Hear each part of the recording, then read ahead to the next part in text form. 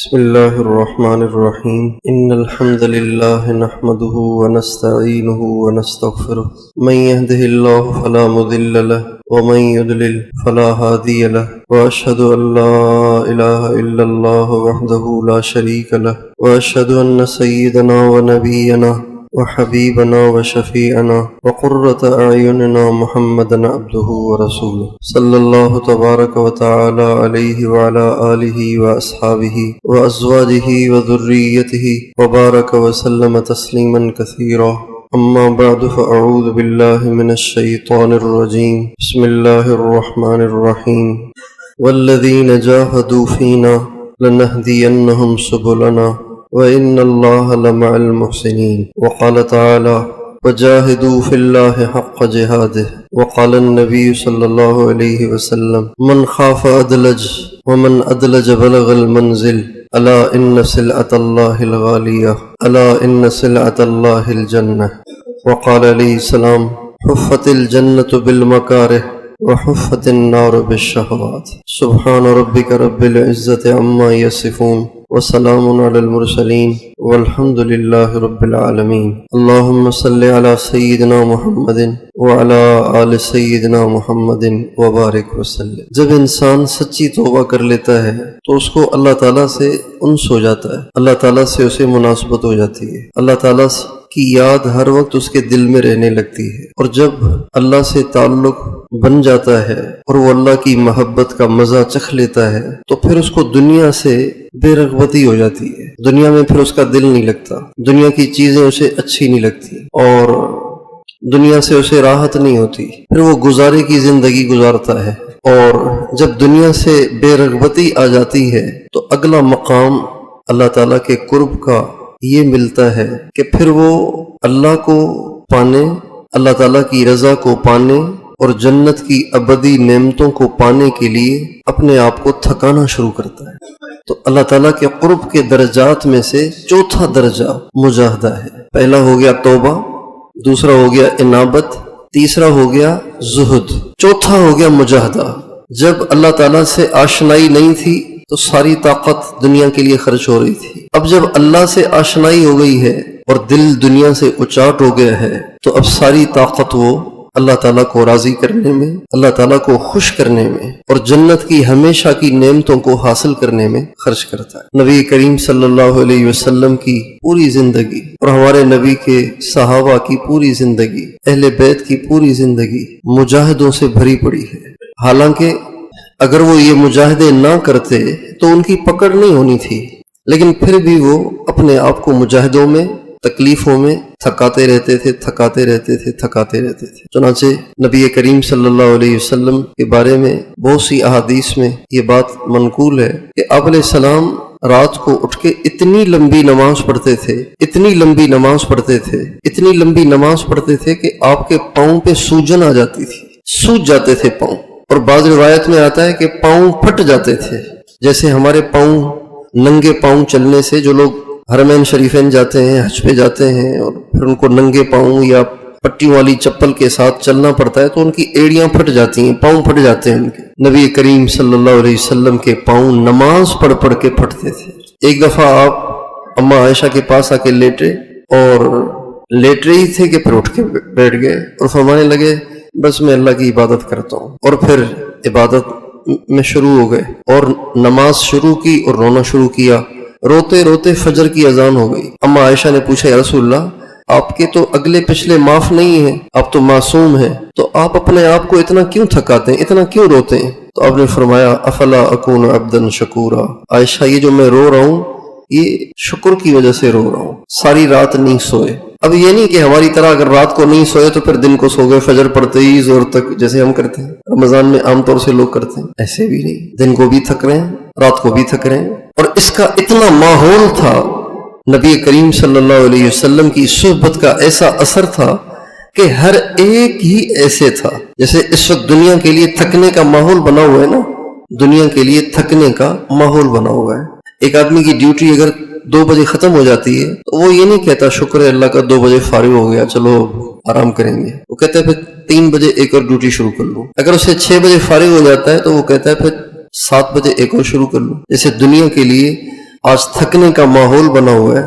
نبی کریم صلی اللہ علیہ وسلم کے زمانے میں اس طرح بچے بوڑھے مرد عورتیں سب کے سب اپنے آپ کو لگانے کی کوشش کرتے تھے، کوئی بھی اپنے آپ کو بچانے کی کوشش نہیں کرتا تھا. حضرت عمر بن جموح رضی اللہ تعالیٰ عنہ نبی کریم صلی اللہ علیہ وسلم کے صحابی ہیں، پاؤں سے بیچارے معذور تھے، مشکل سے چل پاتے تھے. جب غزوہ احد کے لیے آپ علیہ السلام ساتھیوں کو لے کر چلے تو یہ بھی حاضر ہوئے، یا رسول اللہ میں بھی چلنا چاہتا ہوں. فرمایا آپ کیسے جائیں گے، آپ تو معذور ہیں پاؤں سے، آپ رہنے دیں. اللہ تعالیٰ نے آپ کو معذور قرار دیا ہے. لیس علی الاعمى حرج ولا علی الاعرج حرج ولا علی المریض حرج. آپ کو تو اللہ نے اجازت دی ہے، آپ رہنے دیں. لیکن کہنے لگے یا رسول اللہ، اللہ کی قسم میرا دل چاہتا ہے کہ میں اسی لنگڑے پن کے ساتھ جنت میں دوڑوں پھروں، اس لیے آپ مجھے لے چلیں. چنانچہ وہ گئے. بچوں نے جب روکنا چاہا کہ ابو حضور نے اجازت دے دی، آپ خام خواب، تو فرمایا بیٹا تم کیوں مجھے روکتے ہو، شاید اللہ مجھے شہادت دے دے، شاید اللہ مجھے.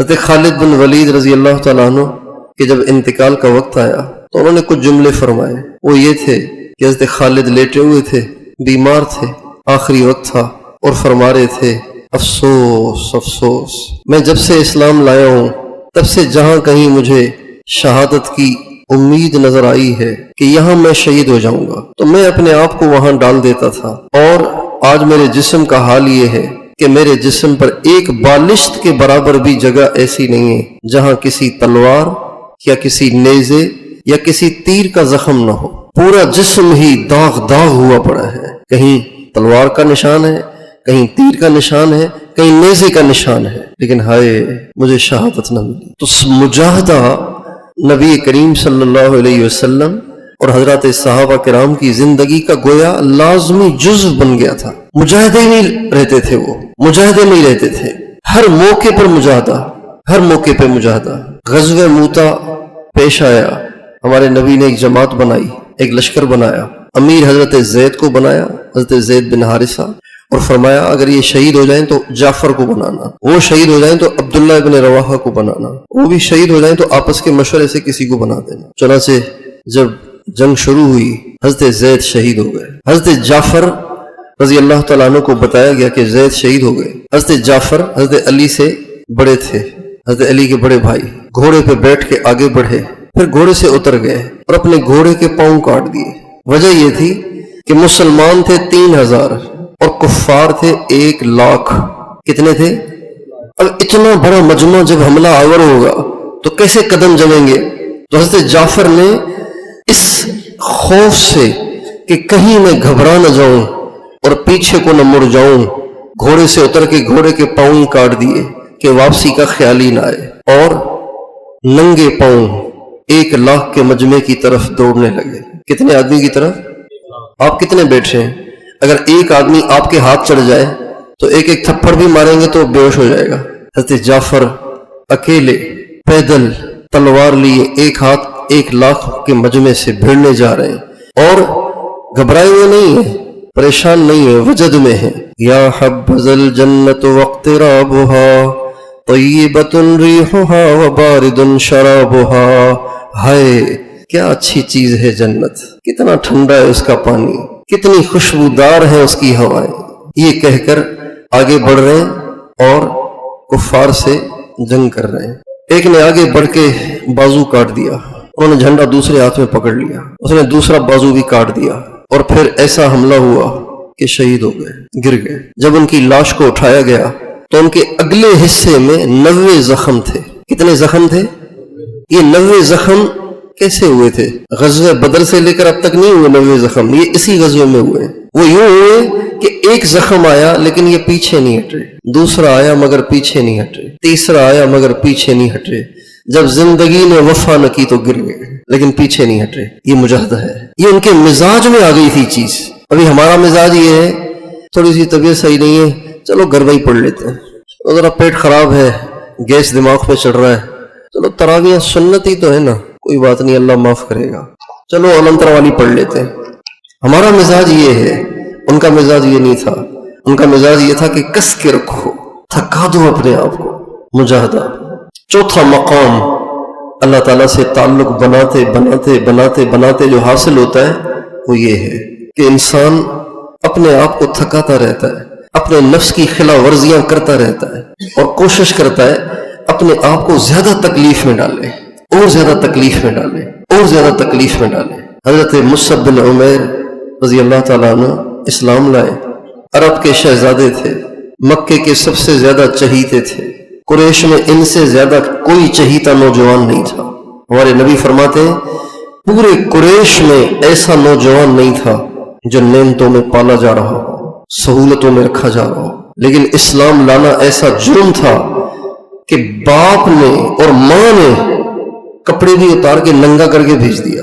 نکلتے وقت جب ننگے نکل رہے تھے، مادرزاد ننگے نکل رہے تھے، تو ماں نے ایک موٹی چادر دے دی، یہ اس کے 2 حصے کر دیے، ایک نیچے باندھ لی، ایک اوپر اوڑھ لی چادر، اور وہی چلتی رہی چلتی رہی چلتی رہی، جب پھٹ گئی تو اس پہ پیوند لگا دیا، اور کپڑے کا نہیں ملا، چمڑے کا لگا دیا۔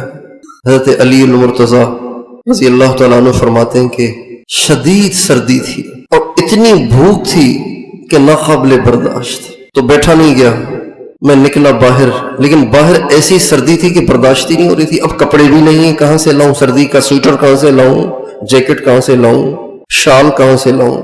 تو کہتے ہیں ایک چمڑے کا ٹکڑا مل گیا، چمڑے کا ایک ٹکڑا مل گیا، ایک ٹکڑے کو کاٹ کے میں نے گردن میں ڈال لیا تاکہ گردن کو چھپاؤں، اور ایک ٹکڑے کو میں نے سینے پہ چپکا دیا یوں تاکہ سینے کو ٹھنڈک نہ لگے۔ سردیوں میں سینے کو بچانا چاہیے، کانوں کو بھی بچانا چاہیے۔ ایک ٹکڑا چمڑے کا سینے پہ چپکا دیا، کہتے میں نکلا، لیکن بھوک ایسی کہ بس کیا بتاؤں۔ چلتے چلتے چلتے چلتے ایک یہودی کے باغ کے پاس پہنچا، تو ایک یہودی نے کہا او بدو، حضرت علی سے، او یا اعرابی، او بدو مزدوری کرو گے؟ میں نے کہا کروں۔ ایک ڈول نکالو گے کنویں سے، ایک کھجور دوں گا۔ بھوک سے نڈال لیکن مجبور، کیا نہ کرے۔ کہتا ہے میں نے ڈول نکالنا شروع کی، تھوڑی سی کھجوریں ہو گئی، مٹھی سے کم یا مٹھی جتنی، تو میں نے لے لی۔ اس نے کہا اور کرو گے؟ اب 2 کھجوریں لے لینا۔ ان کا نہیں، بس کافی ہیں۔ کہتا میں وہ کھجوریں لے کے حضور کے پاس آیا تو حضور نے بھی کچھ نہیں کھایا تھا، ابھی آپ کے پاس بیٹھا ہوا تھا کہ اتنے میں حضرت مصعب بن عمیر گزرے سامنے سے۔ ان کے جسم پہ مینڈھے کی کھال تھی، کپڑا نہیں تھا، مینڈھے کی کھال انہوں نے اوڑھی ہوئی تھی۔ نبی کریم صلی اللہ علیہ وسلم نے ان کا یہ حال دیکھ کے فرمایا دیکھو اس نوجوان کو، مجھے یاد ہے اس کا وہ زمانہ جب یہ مکے میں سب سے زیادہ چہیتا ہوا کرتا تھا، 200 درہم کا جوڑا اسے اس کے ماں باپ پہناتے تھے۔ اللہ اور اس کے نبی کی محبت میں یہ ایسا دیوانہ ہوا کہ اس نے سب کچھ چھوڑ چھاڑ کے سب قربان کر دیا۔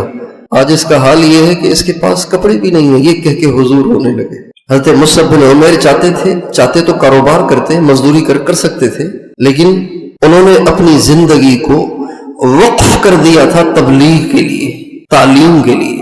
حضرت مصعب بن عمیر کا کوئی کام نہیں تھا، نہ کوئی تجارت نہ کوئی کاروبار۔ کیا کرتے تھے؟ مدینے والوں کو دین سکھاتے تھے اور دین کی دعوت دیتے تھے۔ ہمارے نبی نے خود مدینہ تشریف آوری سے پہلے حضرت مصعب بن عمیر کو بھیجا کہ جاؤ جا کے وہاں محنت کرو۔ چنانچہ ان کی تبلیغ سے بڑے بڑے لوگ اسلام میں داخل ہوئے، سعد بن معاذ، اسد بن زرارہ، سعد بن معاذ، یہ بڑے بڑے صحابہ یہ حضرت مصعب بن عمیر کے ذریعے سے اسلام لائے۔ اور سعد بن معاذ وہ ہیں جب ان کا انتقال ہوا تو نبی پاک علیہ السلام نے فرمایا اہتز عرش الرحمن لموت سعد، سعد کے انتقال پہ اللہ کا عرش بھی ہل گیا ہے، اللہ کا عرش ہل گیا ہے۔ یہ ان کے ذریعے سے اسلام لائے تھے۔ حضرت مصعب بن عمیر کی پوری زندگی دین کے لیے وقف، فقیری کی زندگی۔ حضرات صحابہ کرام کا مزاج تھا کہ وہ اپنے آپ کو مجاہدے میں رکھتے تھے، اپنے آپ کو سہولتوں سے بچاتے تھے۔ ایک صحابی ہیں ہمارے نبی کے بہت پیارے صحابی، آپ کے کزن بھی ہیں، حضرت عثمان بن مظعون۔ جب مکے میں تھے ہمارے نبی تو قریش مکہ مسلمانوں کو بہت ستاتے تھے۔ شروع میں جن لوگوں نے اسلام کا اعلان کیا ان میں حضرت ابو بکر تھے اور حضرت عمار تھے، حضرت بلال تھے، حضرت خباب تھے، حضرت مقداد تھے، حضرت یاسر تھے، حضرت سمیہ تھی، یہ چند لوگ تھے۔ حضرت علی پہلے ہی اسلام لائے لیکن چونکہ بچے تھے تو وہ تو حضور کے پاس ہوتے تھے، 10 سال تھی عمر ان کی، رہتے ہی حضور کے پاس تھے۔ ہمارے نبی نے حضرت علی کو اپنے چچا سے لے لیا تھا، چونکہ حضرت ابو طالب تنگ دست تھے، غریب تھے، اور ان کے بیٹے 3 تھے، تو تینوں کا خرچہ نہیں اٹھا پاتے تھے، تو حضرت جعفر کو حضرت عباس نے لے لیا، اور حضرت علی کو خود حضور نے لے لیا، اور حضرت عقیل کو انہوں نے خود رکھا۔ تو جو شروع میں جنہوں نے اسلام کا اعلان کیا، حضرت ابو بکر، حضرت عمار، حضرت یاسر، حضرت بلال، حضرت خباب، حضرت مقداد وغیرہ، ان سب پہ بہت تکلیفیں آئیں۔ حضرت ابو بکر صدیق چونکہ بڑے آدمی تھے، اس لیے ان کی جو قوم تھی بنو تیم، وہ بھی مضبوط لوگ تھے، اس لیے ان کے زیادہ لوگ قریب نہیں جاتے تھے، اور یہ بیچارے بولے بھالے سیدھے سادھے بلال، خباب، مقداد، عمار، یاسر، جس سے جو بنتی تھی ویسے وہ ستاتا تھا، تکلیفیں دیتا تھا۔ تو جن مسلمانوں کا بس چلتا تھا تو وہ کسی کی پناہ میں آ جاتے تھے۔ عرب کے ہاں یہ بھی ایک اچھی بات تھی کہ اگر کوئی اعلان کر دیتا کہ بھئی یہ میری پناہ میں ہے، اس کو کوئی کچھ نہ کہے، تو وہ کہتے تھے ٹھیک ہے۔ حضرت عثمان بن مظعون نے ولید بن مغیرہ، حضرت خالد بن ولید کے باپ، مکے کے سب سے بڑے مالدار ولید بن مغیرہ، مکے سے لے کے طائف تک راستے کی ساری زمینیں اس کی تھیں، سارے باغات اس کے تھے، ساری زمینیں اس کی تھیں ولید بن مغیرہ کی۔ اسی وجہ سے یہ کہا کرتا تھا یہاں بھی میرے مزے ہیں، وہاں بھی میرے مزے ہوں گے۔ تو عثمان بن مظعون رضی اللہ تعالیٰ عنہ نے ولید بن مغیرہ کی پناہ لے لی۔ ولید نے کھڑے ہو کے اعلان کیا بھائی عثمان کے کوئی قریب نہ جائے، یہ میری پناہ میں۔ ان کا ہی بہت اچھا۔ ایک دن حضرت عثمان کو خیال آیا یار میرے نبی کے صحابہ پٹتے رہے مکے میں اور خود حضور تکلیفوں میں ہوں، اور میں یہاں مزے سے بیٹھا ہوں پناہ میں، مجھے کوئی کچھ بھی نہیں کہہ رہا۔ غیرت آ گئی، عثمان بن مظعون کے پاس آئے، ولید بن مغیرہ کے پاس آئے کہ جی میں آپ کی پناہ چھوڑتا ہوں۔ کیوں بھائی؟ کہ بس میرے ساتھی تکلیف میں ہوں اور میں ایسے بیٹھا رہوں، مجھے نہیں چاہیے آپ کی پناہ۔ کہ کیا کرو گے؟ کہ مجھے اللہ کی پناہ کافی ہے۔ ٹھیک ہے کہ نہیں؟ ٹھیک نہیں، آپ یہاں سے اٹھیں اور مکے کے بیچ میں، کفار کے بیچ میں کھڑے ہو کے کہیں میں نے عثمان کی پناہ کو ختم کیا، جس نے اس کے ساتھ جو کرنا ہے کر لے۔ یہ حضرت عثمان کہہ رہے ہیں، عثمان بن مظعون کہہ رہے ہیں ولید بن مغیرہ سے کہ آپ کھڑے ہو کے اعلان کروائیں کریں۔ چنانچہ ولید گئے ان کو لے کر اور کفار کے بیچ میں کھڑے ہو کے کہا بھئی یہ میری پناہ میں تھا، اب یہ میری پناہ کو واپس کر رہا ہے اور کہہ رہا ہے میں تو اللہ کی پناہ میں آؤں گا۔ لوگوں نے کہا کیوں؟ کہ یہ بہت اچھے آدمی ہیں، انہوں نے میرے ساتھ بہت اچھا سلوک کیا اور اپنے عہد کو پورا کیا، لیکن بات یہ ہے کہ میں اللہ کے غیر کی پناہ اب لینا پسند نہیں کرتا، مجھے اللہ کی پناہ چاہیے۔ ایک دن یہ قریش مکہ کی ایک مجلس میں بیٹھے ہوئے تھے، تو ایک بہت بڑے شاعر تھے ولید بن ربیعہ، وہ بھی بیٹھے ہوئے تھے۔ وہ بڑے شاعر تھے، اس نے ایک شعر پڑھا الا کل شیء ما خلا اللہ باطل وکل نعیم لا محالۃ زائل۔ سنو اللہ کے علاوہ سب جھوٹ ہے اور ہر نعمت ختم ہو جانے والی ہے۔ تو حضرت عثمان بن مظعون کہنے لگے جھوٹ بولتے ہو، جنت کی نعمتیں ختم نہیں ہوں گی۔ تو لبید بن ربیعہ کہنے لگے قریش سے یہ آپ لوگ کب سے بدتمیز ہو گئے ہیں، مہمان کے ساتھ آپ ایسی باتیں کرتے ہیں؟ میں آپ کو شعر سنا رہا ہوں، آپ لوگ کہہ رہے ہیں غلط کہہ رہے ہو، مہمانوں کے ساتھ آپ لوگوں نے ایسے کب سے کرنا شروع کر دیا ہے؟ تو ایک نے کہا چھوڑیں جی اس کو، یہ پاگل ہے بیچارہ۔ ایک شخص کھڑا ہوا اور اس نے زور سے ایک تھپڑ مارا حضرت عثمان بن مظعون کو، جس سے ان کی آنکھ باہر نکل آئی۔ اچھا اللہ کی شان، ولید بن مغیرہ بھی وہاں بیٹھے ہوئے تھے۔ جب ان کی آنکھ نکل گئی کہنے لگے بھتیجے جب تو میری پناہ میں تھا تیری آنکھیں بچی ہوئی تھی، دیکھ آج تیری آنکھ پھوٹ گئی، تو ہمیشہ کے لیے معذور ہو گیا۔ پہلے تو میری حفاظت میں تھا، اب تو نے خام خواہ اپنے آپ کو خطرے میں ڈال دیا۔ حضرت عثمان کہنے لگے اللہ کی قسم، اللہ کی قسم، میری جو آنکھ صحیح ہے نا اس کو بھی اسی چوٹ کی ضرورت ہے۔ اللہ کی قسم میری اس آنکھ کو بھی اسی قسم کی ایک چوٹ کی ضرورت ہے۔ میں دوسری بچانا نہیں چاہتا ہوں، میں تو خواہش رکھتا ہوں کہ کوئی اور اٹھے اور ایسی چوٹ مارے کہ یہ بھی ویسی ہی کر دے۔ حضرت سلمان فارسی رضی اللہ تعالیٰ عنہ ہمارے نبی کے بہت چہیتے صحابی تھے، اور آپ علیہ السلام نے واحد ان کو جو کہ فارسی تھے اہل بیت میں شمار کیا۔ سلمان منا اہل البیت، سلمان اہل بیت میں سے ہے۔ گورنر تھے، مدائن کے گورنر تھے، مدائن کے گورنر تھے، 30,000 آدمی ان کے ماتحت تھے، لیکن اللہ کی شان ساری زندگی گھر ہی نہیں بنایا، جہاں تھک گئے تھوڑا سا لیٹ گئے، کبھی راستے میں لیٹے ہوئے ہیں، کبھی درخت کے نیچے لیٹے ہوئے ہیں، کبھی کہیں لیٹے ہوئے ہیں، کبھی کہیں لیٹے ہوئے ہیں، ساری زندگی ایسے ہی گزار دی، گھر ہی نہیں بنایا، چھپر بھی نہیں بنایا۔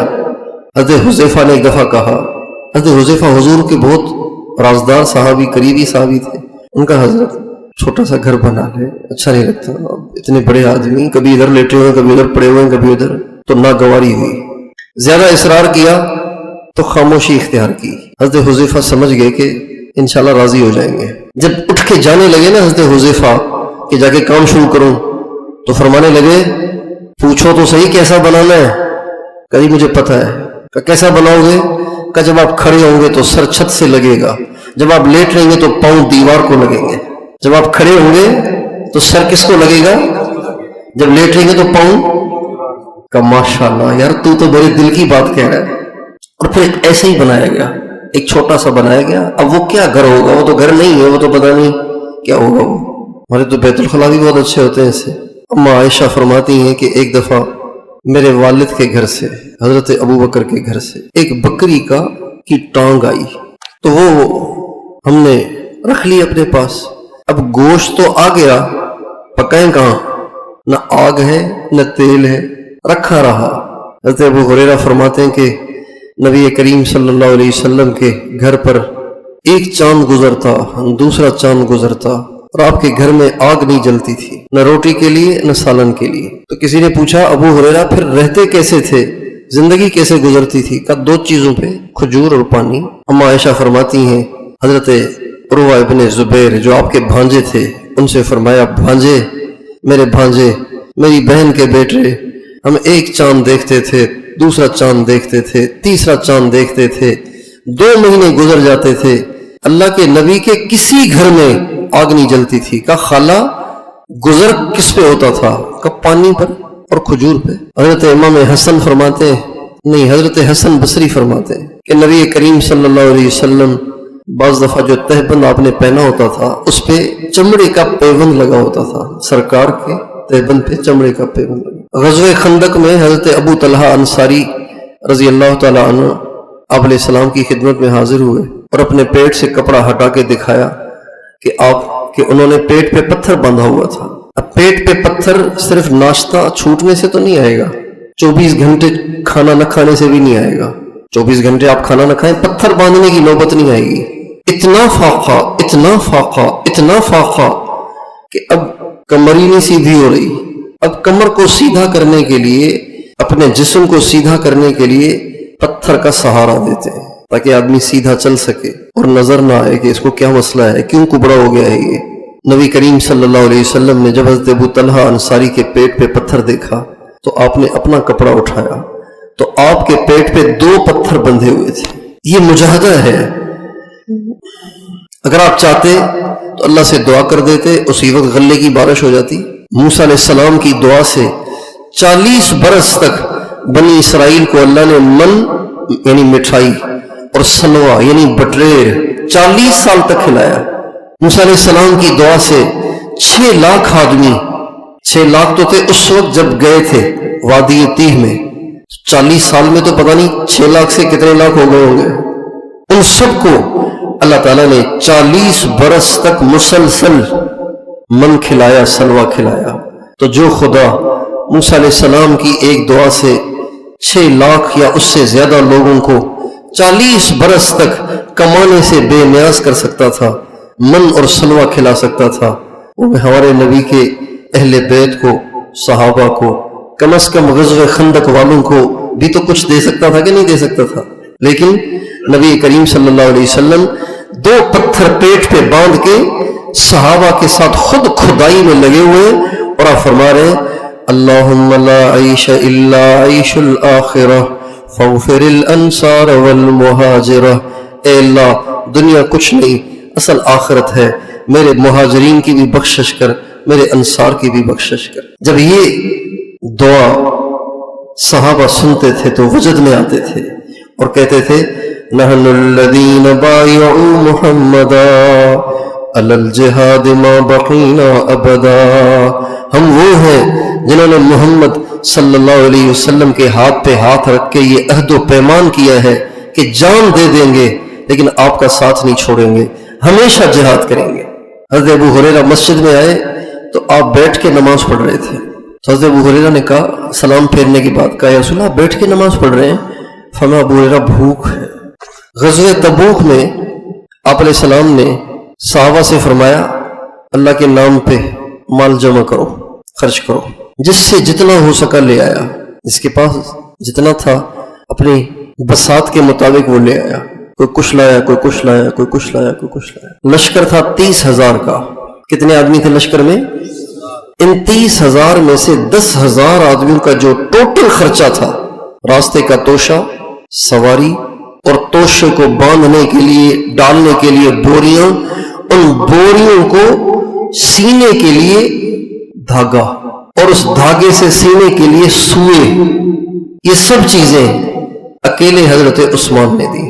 اتنا مال لائے، آپ کا چہرہ چمک رہا تھا، ٹمٹما رہا تھا، اور آپ حضرت عثمان کے ان درہم اور دینار کو ہاتھ میں اٹھاتے تھے اور یوں ڈالتے تھے اور فرماتے تھے ما ضر عثمان اللہ یعمل بعدہ، عثمان آج کے بعد تو کچھ نہ کرے تو بھی تیرے لیے کافی ہے۔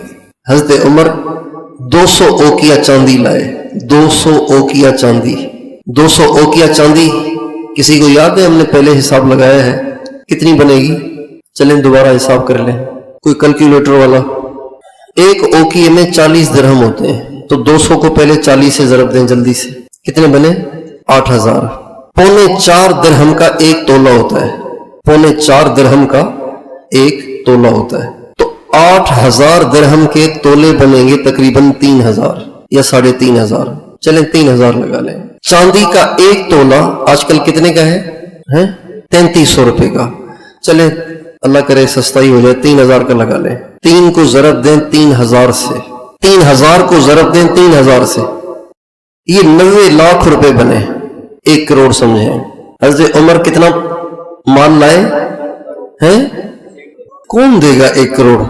1 کروڑ لائے، اور حضرت عمر سمجھ رہے تھے کہ آج تو میرے سے آگے تو کوئی بھی نہیں ہوگا، اس لیے کہ مجھے اللہ نے اس وقت مال کافی دیا ہوا ہے۔ حضرت عمر کاروبار کرتے تھے، تو ابو بکر کا تو آج کل حال نہیں ہے، لہٰذا وہ تو آج مجھ سے آگے نہیں بڑھ سکتا، ہمیشہ ہی مجھے پیچھے چھوڑتا ہے، آج تو پکی فتح ہے ہماری۔ چنانچہ وہ مال دے کے بیٹھ گئے کہ دیکھوں اب ابو بکر کیا لاتے ہیں۔ جب یہ لائے تو آپ نے یہ نہیں پوچھا کتنا ہے، یہ نہیں پوچھا، فرمایا ماں ترکت لأہلک۔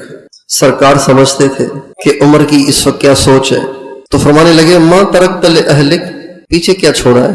کا آدھا، ماشاءاللہ آدھا لے آئے، بڑی بات ہے۔ تھوڑی دیر میں حضرت ابو بکر صدیق بیچارے جو سب سے مالدار تھے لیکن لوٹاتے لوٹاتے سب سے غریب ہو گئے، آئے چھوٹی سی گٹھڑی آگے پیش کی۔ سرکار تو سمجھتے تھے چونکہ جتنے حضور ابو بکر کے قریب تھے کسی کے بھی قریب نہیں تھے، چنانچہ آپ نے فرمایا پیچھے کیا چھوڑا ہے؟ کہ اللہ اور اس کا رسول، کچھ نہیں، سوئی بھی نہیں چھوڑی گھر میں، اللہ اور اس کا رسول۔ کپڑے بھی اتار کے دے دیے، گھر میں جو ٹاٹ پڑے ہوئے تھے، ٹاٹ، ایک ٹاٹ نیچے باندھا، ایک ٹاٹ اوپر۔ اب ٹاٹ تو نرم نہیں ہوتا نا کہ اس کو یوں ڈال دو جیسے شال ڈالتے ہیں، اب ٹاٹ کو کیسے آدمی ڈالے؟ تو گر جائے گا، پیٹھ پہ ڈالیں گے تو گر جائے گا، ٹاٹ تو ٹائٹ ہوتا ہے، سخت ہوتا ہے، کڑک ہوتا ہے۔ چنانچہ انہوں نے ٹاٹ کو رکھا کندھے پہ اور کانٹے لے کر اس سے دونوں کناروں کو جوڑ دیا، کانٹے، اور آ کے سرکار کے پاس بیٹھ گئے۔ ابھی بیٹھے ہوئے تھے کہ حضرت جبریل تشریف لے آئے اور فرمایا، پوچھا آپ علیہ السلام سے، یا رسول اللہ یہ ابو بکر کو کیا ہوا ہے، یہ کیا پہنا ہوا ہے انہوں نے؟ تو کہا ابو بکر نے سب کچھ میرے کہنے پہ لگا دیا ہے، اب کپڑے ہیں نہیں لہذا ٹاٹ پہن لیا ہے۔ کہ رسول اللہ آج آسمان کے سارے فرشتوں نے ہی ابو بکر جیسا لباس پہنا ہے۔ پھر حضرت جبریل کہنے لگے، یا رسول اللہ آپ ابو بکر سے کہیں کہ اللہ تعالیٰ آپ کو سلام کہہ رہا ہے. کون سلام کہہ رہا ہے؟ اور اللہ پوچھ رہا ہے ابو بکر اس حال میں مجھ سے راضی ہو، کوئی شکایت تو نہیں ہے؟ تو حضرت ابو بکر کہنے لگے حضور اللہ نے میرا نام لیا ہے. اب نے فرمایا ہاں اللہ نے تیرا نام لیا ہے. تو رونے لگے اور کہنے لگے انا ان ربی راضٍ، انا ان ربی راضٍ، انا ان ربی راضٍ. یا اللہ میں راضی ہوں، میں راضی ہوں، میں راضی ہوں. جب انسان کے دل سے دنیا کی رغبت ختم ہو جاتی ہے پھر وہ اپنے آپ کو مجاہدے کے ذریعے سے اللہ کے قریب کرنے کی کوشش میں لگ جاتا ہے، اور مجاہدے کرتا ہے، اور مجاہدے کرتا ہے، اور مجاہدے کرتا ہے، اور مجاہدے کرتا ہے، نفس کے خلاف چلتا ہے. ایک دفعہ حضرت ابو درداء رضی اللہ تعالیٰ عنہ جا رہے تھے تو ان کے ساتھ ایک خادم تھے، ان کے ہاتھ میں گوشت تھا. تو فرمانے لگے یہ کیا ہے؟ کہ نہیں گھر والوں نے خواہش کی تھی گوشت کی کئی دنوں سے، اس لیے آج گوشت خریدا ہے. تو حضرت عمر فرمانے لگے گھر والوں نے خواہش کی تھی، گھر والوں نے خواہش کی تھی، گھر والوں نے خواہش کی تھی، گھر والوں نے خواہش کی. اتنی دفعہ کہا کہ حضرت ابو درداء کہنے لگے کاش یہ درہم کہیں گم نہیں ہو جاتا مجھ سے اور گوشت نہ خریدا. اپنے بیٹے سے ملنے آئے تو انہوں نے 1 درہم کا گوشت خریدا. فرمانے لگے گوشت کہاں سے آیا؟ کہا جی وہ آج دل کر رہا تھا گوشت کا، تو 1 درہم بہت چھوٹی قیمت ہے. فرمانے لگے یعنی اس کا مطلب یہ ہے کہ جو تمہارا نفس چاہے گا تم کرو گے.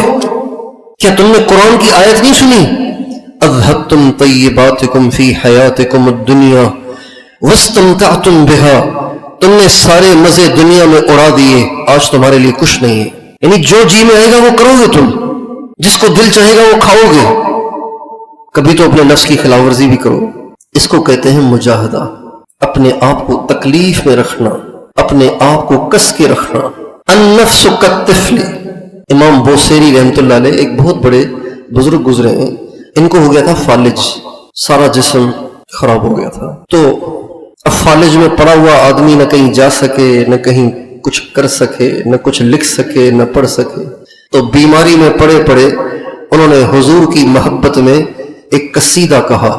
اس قصیدے کا نام ہے قصیدہ بردہ. قصیدہ زبردست چیز ہے، علماء کو پڑھنا چاہیے.